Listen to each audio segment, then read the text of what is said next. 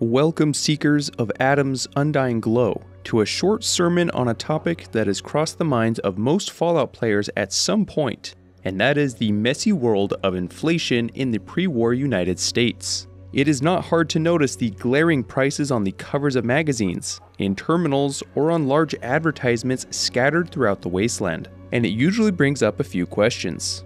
Some prices are so surprisingly high that most people wonder if the pre-war world was languishing under hyperinflation. What was inflation like before the Great War, and is this inflation consistent? Would it also surprise you to hear that inflation in Fallout is kind of a cluster? Probably not, because that is how Todd Howard likes it after all. So sit back while I boot up Excel and put too much effort into understanding Fallout inflation, because it's way better than researching real-world inflation. That stuff is just depressing. Let's do this. After combing through the game and online resources, I found various products and items that are given a hard price in the Fallout world. This is mostly a new game phenomenon. The older games did not leave many clues in this regard, and that is in part, no doubt, to the difference between the first-person 3D games and the earlier isometric styles. There just aren't as many decorative in-world assets in the first Fallouts with high enough resolution to be legible. Since Fallout takes place in the US, this will only be taking a look at inflation and the economy in the United States. So sorry to my international friends, but with a series like Fallout, I'm sure this comes as no surprise.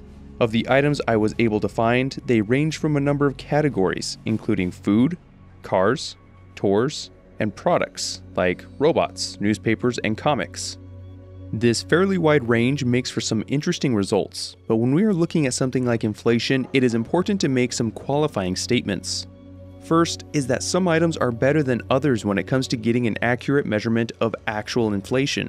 Services or products that can vary in price over time based on things like international trade, technology maturity, industrial scaling, and scarcity are not great indicators of actual inflation. Food is one of the better examples that can be used to accurately gauge inflation, because domestically grown and produced food is usually not subject to the aforementioned complicating factors. With that said, we will look at more than just food, since we need as many data points as possible. I used a modified form of this equation to calculate the inflation percentage. Who said algebra wasn't useful outside of high school? For a number of items, calculating from the year 2022. Donuts are the first items that I took a look at because there are several data points. We get 2 Slocum Joe ads in Fallout 4 that price a dozen donuts at $42 and a coffee and jelly donut combo at $30. I took 3 large chains that sell both coffee and donuts, Dunkin' Donuts, Krispy Kreme, and Tim Hortons, and compared prices against Fallout. Since prices can vary, I took the cheapest and the most expensive options to see what kind of difference that made, since we don't know if the coffee in the advertisement is a basic cheap option or more expensive. Inflation for a dozen donuts varied between 2.4 and 2.84%, depending on which donut chain was being analyzed. These are well within the 2 to 3% range that the United States government usually tries to stick to and is considered healthy inflation. So although $42 for a dozen donuts is looking pretty crazy, it is actually right in the ballpark for what we would expect, should the next 55 years continue at between 2 and 3% inflation. Wow, cool. I honestly didn't expect the inflation rates to be so reasonable when I first started to look at prices. Now the coffee and donut deal is where things get a little more interesting, because the numbers are a lot higher. When considering the cheapest coffee options, inflation was between 5.17 and 5.72%. Yikes. That is well outside the target area. And if we look at the high prices, they are still higher than we would want to see, ranging from 3.6 to 4.19%. This discrepancy comes with a cool implication if we are all willing to play along.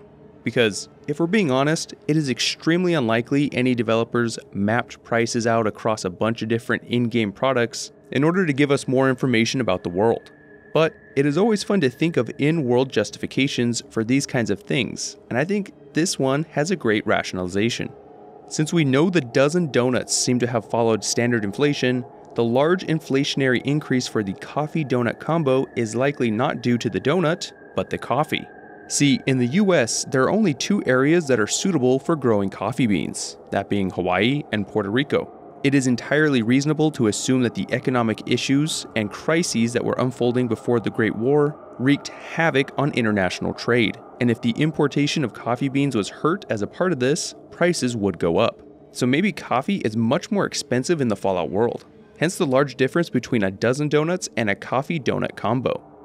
Fallout Tactics has an 8-pack of pre-war donuts that are labeled with a 99, which I assume is meaning $99 since 99 cents would be a screaming deal even by today's standards. That throws a wrench in this analysis though, and for reasons that we will look at a bit later, Tactics doesn't seem to be a reliable source for these in-universe prices. The next item we have a solid price for is a soda and sub sandwich combo seen in a Joe Spucky's ad in Fallout 4. The advertised price is $55 for a meatball sub and tonic water, so I looked at the prices for a meatball sub and regular sized soda from Subway, Firehouse Subs, and Moochie's. If you don't like the examples I chose, you can take revenge and really stick it to me by liking, subscribing, and leaving a comment. I just don't know how I would ever recover from such a thing. Again, I had a low price calculation and a high price calculation to try and cover my bases, and low price inflation varied from 2.90 to 3.82, and the high price inflation from 2.01 to 3.29. That is honestly not that outrageous, especially if we consider that meat is usually one of the first kinds of foods to get expensive in economic downturns, which we know the pre-war US was a tumultuous place. So let's move from food over to beverages. Namely beer, since the Gwinnett Brewery in Boston gives us a bunch of prices for their products. I'm only looking at their beer prices, which were being sold for $39. Comparing several other Boston-located breweries and their in-house prices for a 16 fluid-ounce beer, we get a spread. I compared Samuel Adams, Down East, Trillium, and Dorchester, which vary a bit between them when comparing their cheapest and most expensive options. The cheap option inflation rate ranged from 2.7 to 4.23, and the high price inflation between 2.02 and 3.46. Honestly, 3 of the breweries were closer to each other, with Trillium being the most expensive, which skewed things a bit. But the high price inflation is definitely reasonable, with the low price inflation being higher than optimal, but not outrageously so. Now, this one might be a stretch, but I did a bit of calculating for a random encounter in Fallout 76, where the player can meet a Mr. Handy selling lemonade from a lemonade stand. The stand lists the price at $50. Yes, dollars, not caps. But the in-game item is a quart-sized mason jar, and not a little paper cup. So I calculated what the price per fluid ounce would be, since most kids are selling lemonade in small disposable cups, from 25 to 50 cents a pop, and came up with a modern cost of 17 cents per ounce, and a Fallout value of $1.56 per ounce. That seems pretty high, and indeed the inflation rate is 4.11%, which is a good deal higher than standard. This is even considering that the Mr. Handy, whose name is Mr. Squeeze, doesn't even use real lemons. They just don't make things like they used to. Well, this data point is probably not all that useful, but it's still kind of fun. The next best thing I could find to base these inflation calculations on are the newspapers and magazines that can be found with prices emblazoned on the front. The Capital Post from Fallout 3 costs $56, and when compared to the price of a physical, not digital, copy of a newspaper nowadays, we get some interesting results. Since it is impossible to get a per paper price online, I took the price for a week of physical deliveries and divided that by 7 to get a per paper cost. Using USA Today, Washington Post, and Houston Chronicle as a basis, inflation ranges from 6.54 to 7.98%, which is not pretty. The best I can figure in this particular case is that the emphasis on printed media in the Fallout world meant that most people still relied on newspapers in order to get a good portion of their news. Physical papers are just not as in demand in our world with the advent of the internet, so this large difference could be explained by the cultural difference between Fallout and the real world. With the emphasis on the 50s and 60s aesthetic culture, this would be the most plausible explanation. We get a number of magazines and their associated prices in Fallout 4. Astoundingly Awesome magazine is sold for $29, Guns and Bullets for $33, and Live and Love for $39. Rather than finding analogous magazines for these three, I just averaged the price between them and looked at the average magazine and comic prices in 2022. With a high and low price for both magazines and comics, the low price inflation was 3.95 and 4.49, and the high price was 3.19 and 3.53. Even the high price assumptions are uncomfortably high, so it looks like printed media in general, when taking newspapers into account, is just a lot pricier in Fallout. Give me your best theories as to why. Alright, this is where we start getting to things that are at a higher chance of being affected by factors other than inflation, so their results should be more heavily scrutinized. As weird as it sounds, I'm starting with the Uncanny Caverns cave tour from Fallout 76, since it is a known fact that it was based on the Lost World Caverns tour in West Virginia, so we have a great analog. In fact, they both have a base admission, which isn't surprising, but they also share a more expensive tour option, both called the Wild Cave Tour. Nice. With a base adult charge of $14 in Fallout, which I hope the little bells in your heads are ringing, and a price of $89 for the Wild Cave Tour, well, this is super close to the real life prices of $12 for the basic tour and $79 for the Wild Cave Tour. As you would expect, this results in a super low inflation rate of 0.28 and 0.22. They have essentially barely raised the price for 55 years, and as a result, would be making vastly lower amounts of money. Again, maybe there's a supply and demand dynamic going on here, but I just thought this was an interesting data point. Alright, one of the only prices we get from the earlier Fallouts is a car price for the Chrysler Corvega. The first Fallout intro shows it selling for $199,999.99, which is just a painful price. Taking the average price of a vehicle in 2022, which is $47,000, and yes, you are welcome to double check that stat because I too thought it was high, but I can assure you it's right, we end up with an inflation rate of 2.67, which is super reasonable. That is an inflation rate the government would bomb a few countries over right there. So I took a look at the Corvega and noticed it looks similar to the 1960s style Corvette. So for fun, I got the average price of a 60s Corvette and adjusted the inflation timeframe accordingly to come out with a 3.48% inflation rate based on a price of $3,200 in the 1960s, which, to quote my third least favorite fictional Soviet character, is not great, not terrible. Cars look like they are well within the ballpark, which is doubly impressive because nuclear-powered cars were not all that old by 2077. Meaning that the technology was not fully mature and could even get cheaper. Now, who would like a $50,000 mobile nuclear reactor? The last item that I thought made the cut was to look at a few ticket prices we find in-game. The Vim plant in Far Harbor offered guided tours of the facility, and the Grantchester Mystery Mansion is the only attraction with a hard price attached to it. In the case of the factory tour, it costs $70, and the mansion tour costs $65.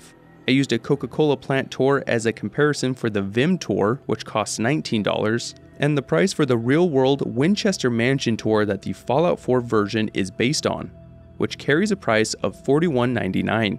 This results in an inflation rate for the plant tour of 2.40 and the mansion at 0.80, which is very low. I would expect the mansion to be much more expensive, especially since it is tied to Nuka World, and these large amusement parks are not cheap in any universe or timeline. I think these last several data points are the least reliable, but they were the last ones to make the cut and were pretty interesting. So considering all of these points, that gives us the following data. With a minimum inflation rate of 0.22%, a maximum inflation rate of 7.98%, the median is 3.29 and the average is 3.5 with a standard deviation of 1.7. I was actually surprised that the median and average were reasonably close, meaning that we don't have a lot of skew due to outliers. The standard deviation shows us that our data has a reasonable expectation of being approximately normal, although that is really stretching it since we have so few data points, so all you stat guys need to give me a break. I'm not writing a dissertation here or anything.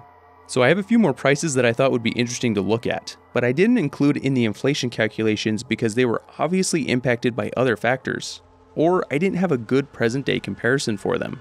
The red rocket stations in Fallout 4 and 76 give us coolant prices per gallon, which apparently had to be topped up regularly for these nuclear-powered vehicles. Since we don't know what these nuclear coolants are or how to calculate a price, I applied the median price from my inflation investigation. In 2022 dollars, coolant would be either $17.53 or $19.22 per gallon, based on which option you choose. It's hard to know if this is high or not, since we don't know how much you would have to fill up or even how often. But if it's similar to gasoline at all in these aspects, then it would definitely still be expensive. Not as expensive though as the in-game price of gasoline that is shown in Fallout Tactics.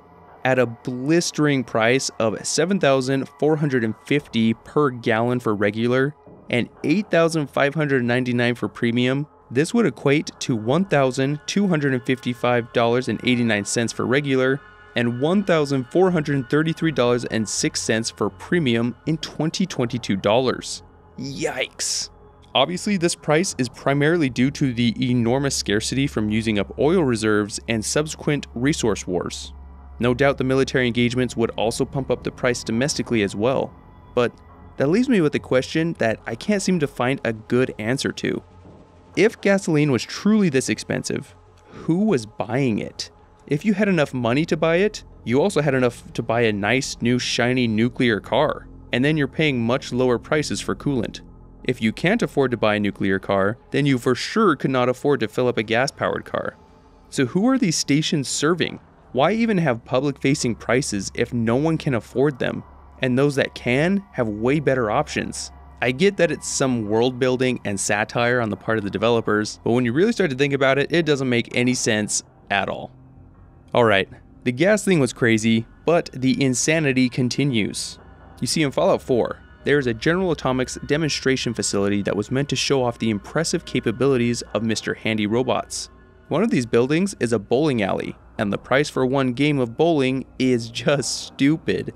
At a cool 5,000 pre-war dollars, you get the chance to throw a ball at some pins, which when back calculated lands at $842.88 for a single game. That's better than a gallon of gas, I guess, but maybe this is an error as these Mr. Handys don't seem to be in tip-top shape and have a proclivity to try and murder you. The last price I have for you is how much it would cost you to stay at the Grand Harbor Hotel in Fallout 4's Far Harbor DLC. At a pre-war price of $118,764.32 for a single night stay, that comes out to $20,020 in 2022 money. That's a lot of twos. That makes it miss the list of most expensive hotels by a few thousand, but is a completely ridiculous amount of money. Again, maybe we can toss this up to some sort of electronic glitch in the terminals over time, because the real-life hotel that this is based on, the Bar Harbor Grand Hotel, is nowhere near those prices when I looked at the most expensive options. So, what is the conclusion of all this? The items that are less susceptible to non-inflationary price pressures, namely the food and drinks, give us a very reasonable inflation rate. In fact, with the exception of coffee, the prices you see would be expected if the target of between 2 and 3% inflation per year was hit for the next 55 years. Then you could tell your grandkids how back in your day you looked at a $42 price for a dozen donuts in some old game, threw your head back, laughed, and muttered, "Yeah, right." Printed media appears to have some other factors making them more expensive than the food. And the car price is entirely reasonable as well.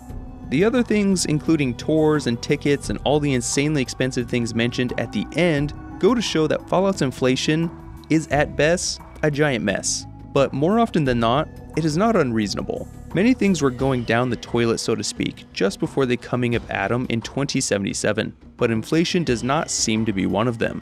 Of course, the wide range of results goes to show that it is a complex topic, and if we are being pragmatic, these prices are likely just ballparked by developers as they make these in-game assets.